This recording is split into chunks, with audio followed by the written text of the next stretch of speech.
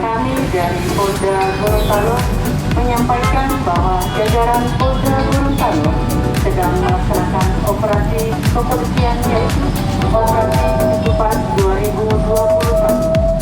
Oleh karena itu, melalui kesempatan ini, kami menghimbau kepada Bapak, Ibu, Saudara-saudari agar setiap mengendarai kendaraan di jalan raya tetap mematuhi peraturan lalu lintas.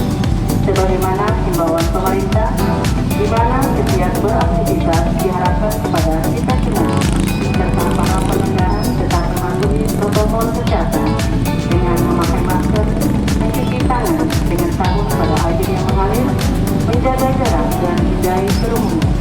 Diberitahukan pula kepada Bapak, Ibu, Saudara-saudari, marilah kita dukung program pemerintah untuk memutus mata rantai penyebaran COVID-19.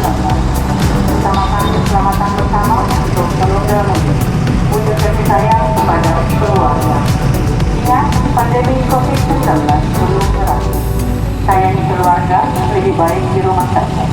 Bapak, Ibu, Saudara-saudari, marilah kita bersama-sama menjadi pelopor untuk mencegah penularan virus corona, sekaligus menjadi pelopor keselamatan berlalu lintas.